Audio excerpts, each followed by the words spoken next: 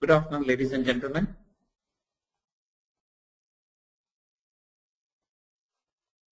Apologies for audio disturbance. So I'm starting again. Thanks for logging in. This is in the series of our free webinars. Topic for today is fundamentals of crisis management. There's a lot to be discussed around this, and one webinar is not enough. So I'll talk to you again in a couple of weeks and again in a couple of weeks.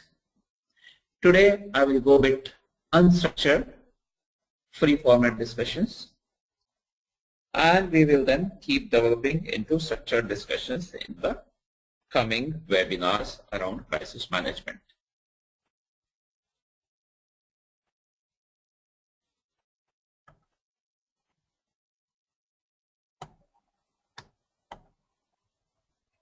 I have about 29 years of experience. Worked with TCS, Azansa, Australia, before joining Continuity and Resilience.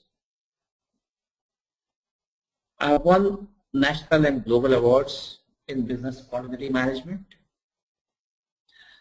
I have been a practitioner, trainer and consultant.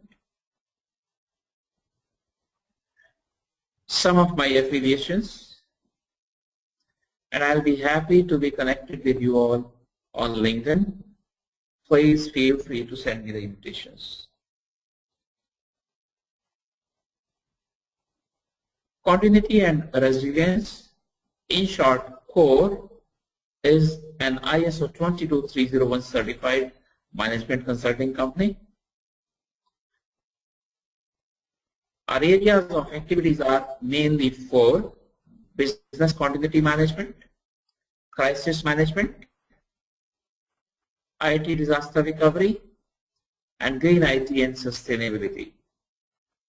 And in these areas, we consult, train, assess, and certify individuals as well as organizations. I believe this diagram has been seen by all of you in different ways perhaps.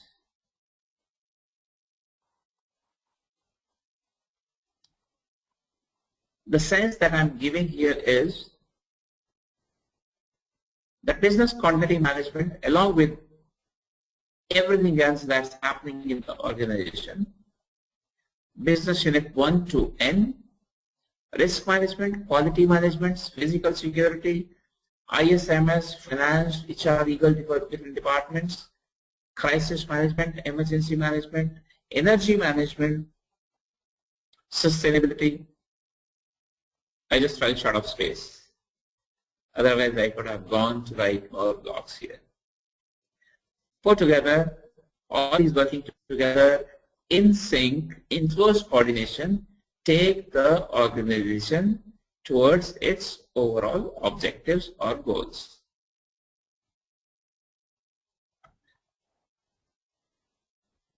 According to ISO 22301, which is the standard on business continuity management, the requirements for business continuity management will come from the interested parties, and then PDCA cycle will be applied in such a way that in plan portion we will have to establish the BCMS, Business Continuity Management System.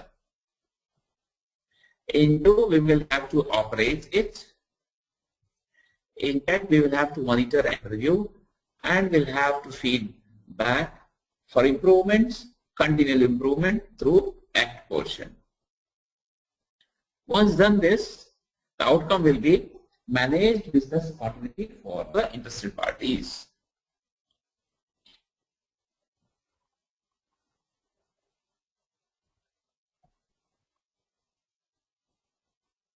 This debate, what is crisis, what is incident, has continued for long.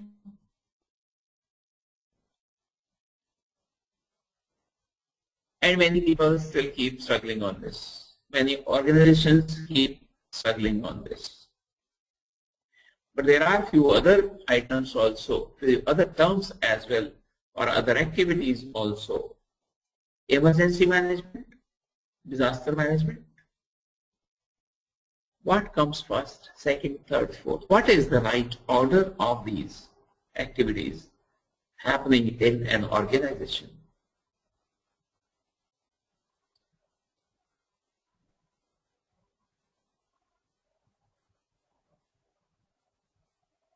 Six different phases in the BCM cycle, starting from policy and program management, embedding business continuity into organization's culture, analysis, design, implementation, and validation. When it comes to implementation portion, this is where we actually start like the plans in different names. Emergency plan, crisis management, crisis communication management plan, business continuity, IT disaster recovery, incident management plans, etc.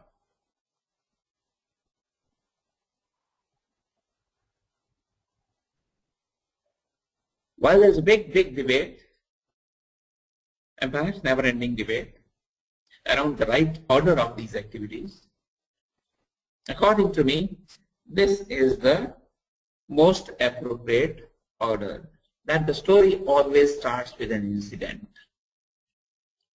But all incidents are not disasters, all incidents are not crises, all incidents are not BCM incidents. The story always starts with an incident.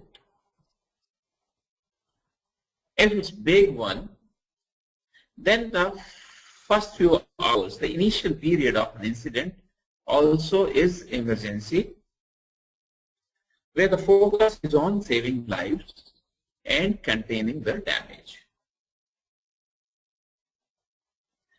A big incident may become a disaster also.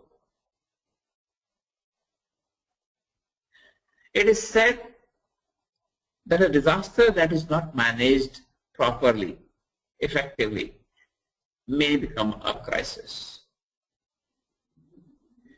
Due to the incident, a big one we are talking about, due to an emergency or disaster or a crisis, there would be a break in the services, in the continuity of the business. That's why business continuity or recovery would come into picture.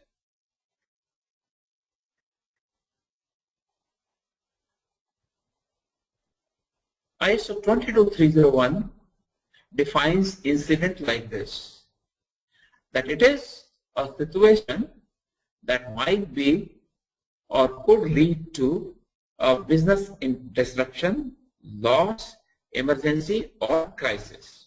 So once again I'm repeating, the story always starts with an incident. As I said, an incident or disaster which is not managed well may turn into a crisis.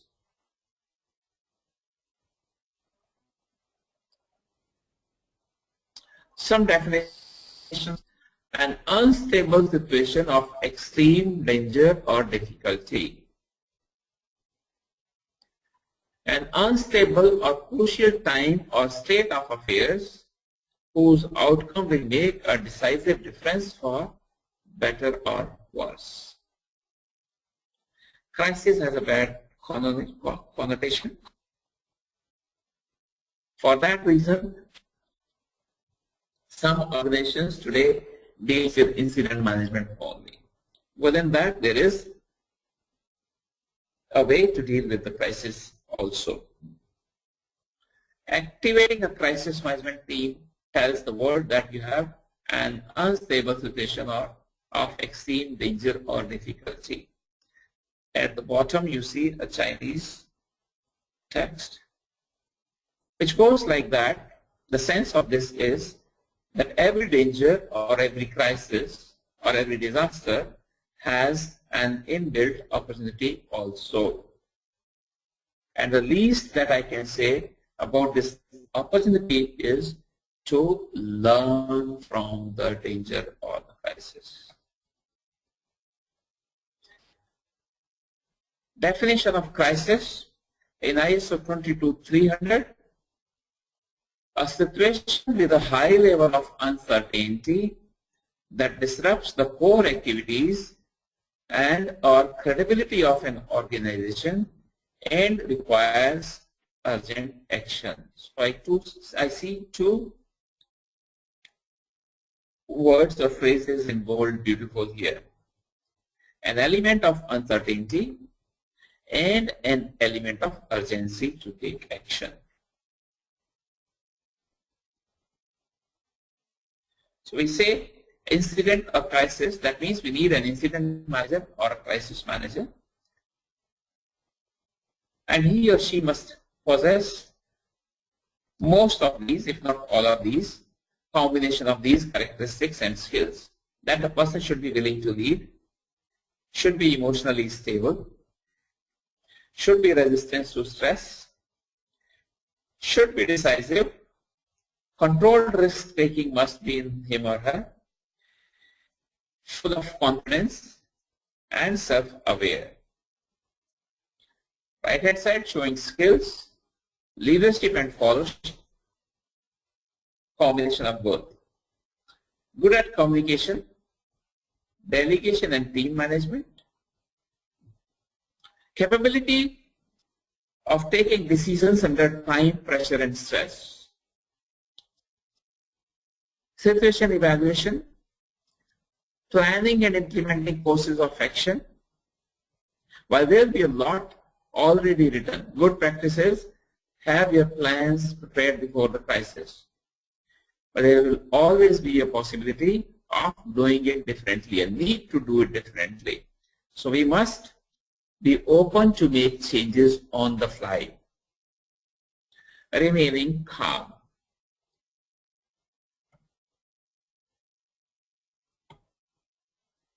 A lot more to be discussed when we talk of crisis management or incident management than the response structure.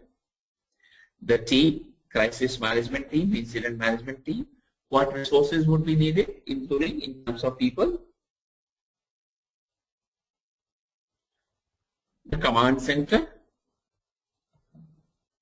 battle box, communication, who communicates what, to whom, when and how, needs to be taken care of. New media, social media is a big challenge, is a big opportunity. The speed of response and recovery, the speed of response and recovery needs to match with the speed of the incident.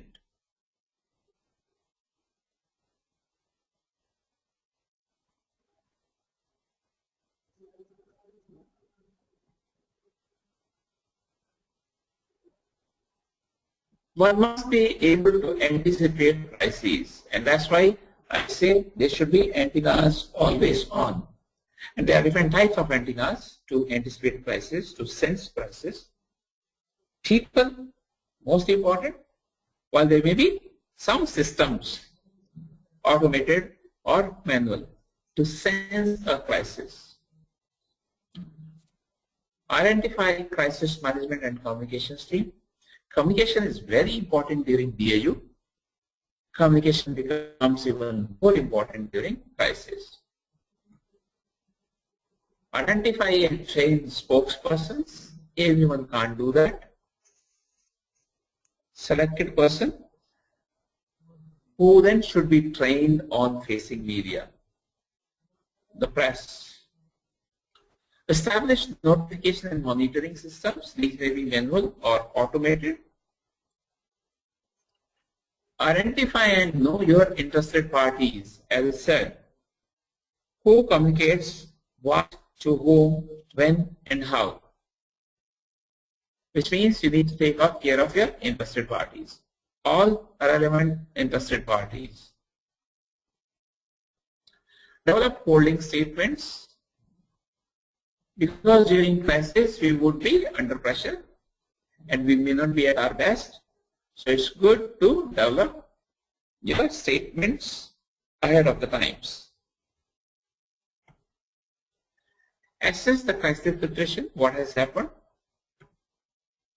Finalize and adapt key messages. So while you have written your holding statements ahead of the times, but once you have assessed the situation, what has happened, you may have to and you may like to make few changes. After the crisis is over, a full analysis, what happened, what did we do, who did what went well, and what could be improved.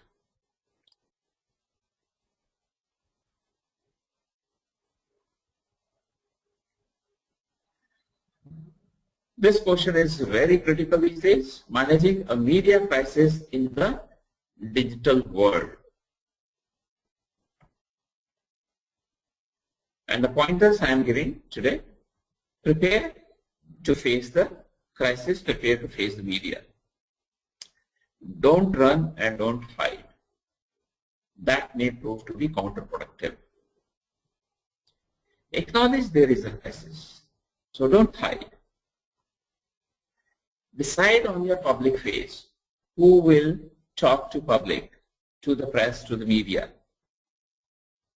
Stay calm, always. Address a real audience through the media. Make first impressions count. We say first impression is the last impression. I do not agree with that, but I definitely agree with the statement that first impressions are lasting impressions. So we must attempt that these are good. These do matter and these do count. Release as much as you can and as quickly as you can. We need to move with the speed of the crisis as well as the speed of this media called new media or special media or the social media, digital media. Say only what you know to be true. If you are not sure about some points, please do not make those points. Avoid speculation or answering hypothetical questions. Otherwise, one may fall into trap. Challenge information that you know to be wrong. So 2 points. First one was say only what you know to be true. And the balancing point is at the same time challenge information that you know is not correct, is not true. Speak in common, easily understood language, which is true about BAU also. But during crisis, the person who is asking as well as the person who is speaking may be under pressure. So speak in common, easily understood language. Show concern. That means a lot to the person who is listening to you. And don't bother blaming the media.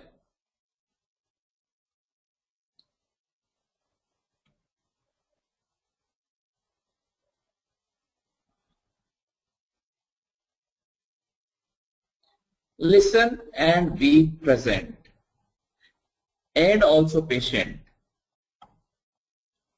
Set the right expectations. For example, if you have planned for a 5 minutes brief, please let the gathering know that is for 5 minutes only. Or if you have 30 minutes, then plan the session. Tell them that initially you are speaking, but you will be able to and you will be happy to take some questions within those time limits. Be transparent, honest, simple. Respond thoughtfully, and that's why one needs to be trained. Do not lose your cool, calm ever. Manage access to your social media accounts carefully. Access to your social media accounts. This is a case, live case, when music retail chain HMV laid off a large number of its employees in January 2013, bosses didn't realize their marketing team, who had been made redundant, and they still had access to the brand's social media sites. That team went online to protest at the way the situation had been handled by executives, tweeting statements like, "There are over 60 of us being fired at once. Mass execution of loyal employees who love the brand." The management realized this later and then took action to remove their excesses from the social media accounts.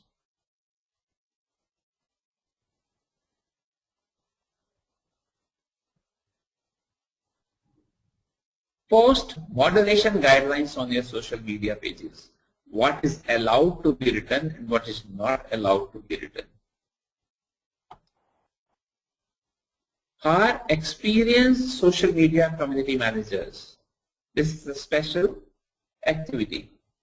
Not everyone will be equally effective.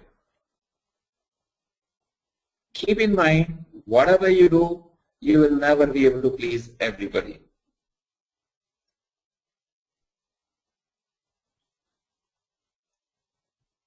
Always keep in mind that everybody makes mistakes, but having a solid plan in place to address the negative whiplash or complaints in a timely and transparent manner will not only help preserve your company's reputation, but confirm yet again that you are a business that cares about its customers and is willing to go an extra mile to make them happy and live up to your reputation and their expectations.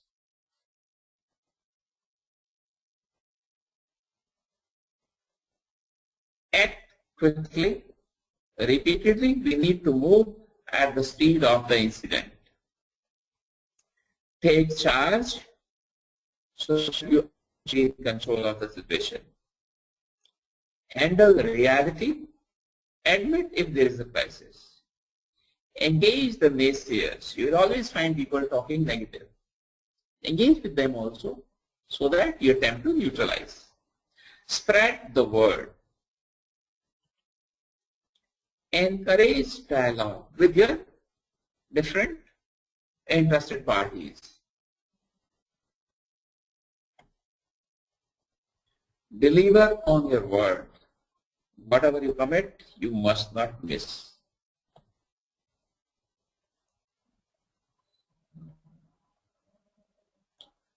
Don't be scared, rather be prepared. Buy some binoculars. The point here I am making is the antennas. Binoculars for crisis management, antennas to foresee upcoming crisis or crisis in brewing. And I'm repeating, one of the most important antennas are your own employees. Other than that, there may be systems, automated or manual. Set a listening protocol. If people want to talk to you, there must be a facility available to them all the time, even during crises. Know what is and what is not a crisis for your organization. Fight the social media fire with the social media water. Very important point. Tit for tat, different ways of saying, but fighting the social media fire with the social media water. It's a challenge, also it's a strength. Live case once again. Kellogg's failed on this point in April 2012 during a Facebook fueled crisis about the soy ingredients of their Kashi brand. Kashi responded to the crisis with a YouTube video, which got no traction whatsoever. A live streaming video response on their Facebook page would have been a much better ointment. treatment or balm. Be sorry if you need to be. Create a crisis FAQ. And the FAQ may include these points: acknowledgement of the crisis, details about the occurrence, photos or videos as available, how the company found out, who was alerted when and how, specific actions taken in response, real or potential effects, steps taken to prevent future occurrence, contact information for real people at the company. So rather than allowing people to call you, get in touch with you, proactively post FAQs to them. Provide information to them.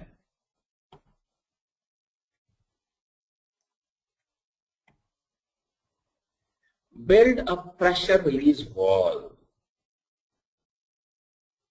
We all would be tense during a crisis. People may be unhappy. Your own employees may be unhappy. Provide them a way to vent their anger out, to vent their concerns out. These may be internal portals, these may be external portals. Know when to take it offline. So if they have been posting, you have allowed them a pressure release wall, then perhaps it's not good to keep it on forever. Be prepared to take it offline as well. Arm your army. Provide them the right tools, right information. Learn lessons. Improve upon their arrangements and plans. Coming towards the end of the discussions, quickly wanted to share with you that we are launching a new workshop called Certified Crisis Management Specialist Workshop. Certified Crisis Management Specialist. It is based on the new standard BS 11200, which was released towards middle of 2014. There is an exam at the end of the workshop. Okay, a person gets certified. Target audiences and those expected to assist executives to manage an incident are those exercising or coaching a crisis and incident management team, BCM practitioners, auditors of different types, consultants and trainers, all can benefit from this workshop. A 3-day workshop scheduled in Bangalore in India, 28th to 30th this month, and other locations will be scheduled soon. If you would like to know about your own location, if you would like to get the training scheduled in your location, please get in touch with us. We can do these workshops as well. For any information on this workshop, please feel free to write to us. You can write to me directly. I'll share my ID with you at the end, or you can write to info@continuityandresilience.com. We will get back to you with full details. A little about this new standard BS 11200. It's called Crisis Management Guidance and Good Practice.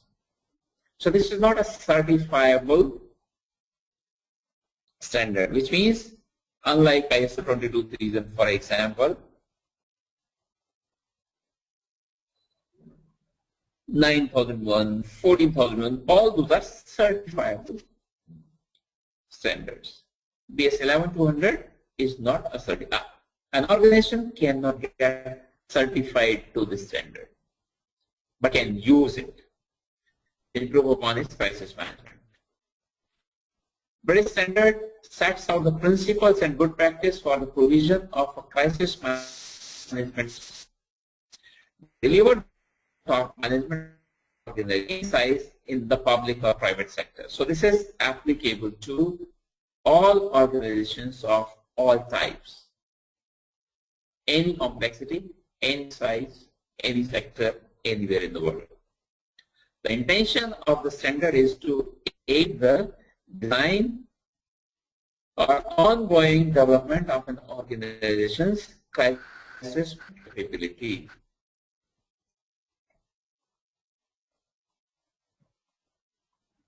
There are 8 chapters: scope, terms, crisis management core concepts, building a crisis management capability, crisis leadership, strategic crisis decision making, crisis communications, and ends with training, exercising, and learning from crises.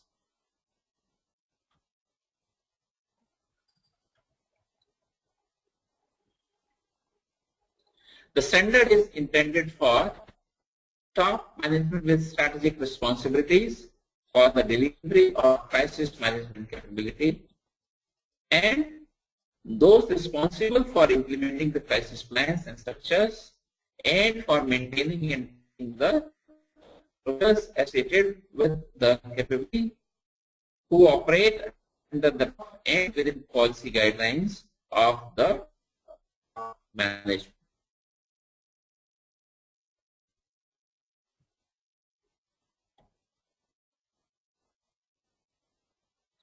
It provides for understanding the context and challenges of crisis management, developing the organization's management capability through training, recognizing and committing successful crises.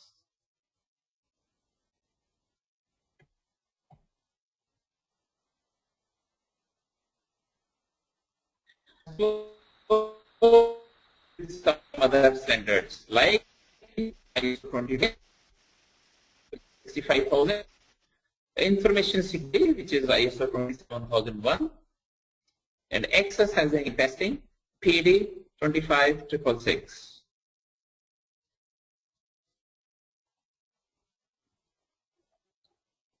With this, I would like to stop my video now.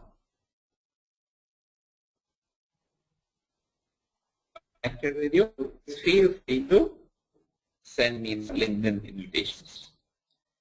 We do to take some questions. If you have any questions, please type in on your screens. Be happy to answer one by one.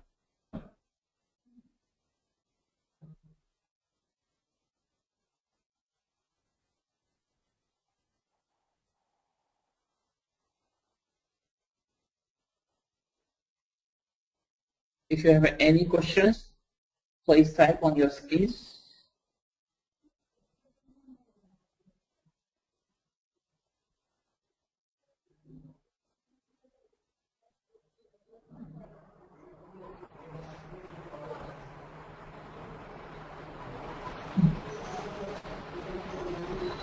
If no questions now, I'm repeating. I'll be happy to take questions later also. You can write to us and we'll be happy to respond back. With this then, I would like to close thanking you once again. While we keep these webinars free, but these will not be successful without you all, the participants, the audience. So we look forward to your active participation continued in our webinars. And as these are free always, please forward the invitation to your friends, colleagues, who you believe will also benefit from these webinars. Thank you very much. Your host, Daman. Bye-bye.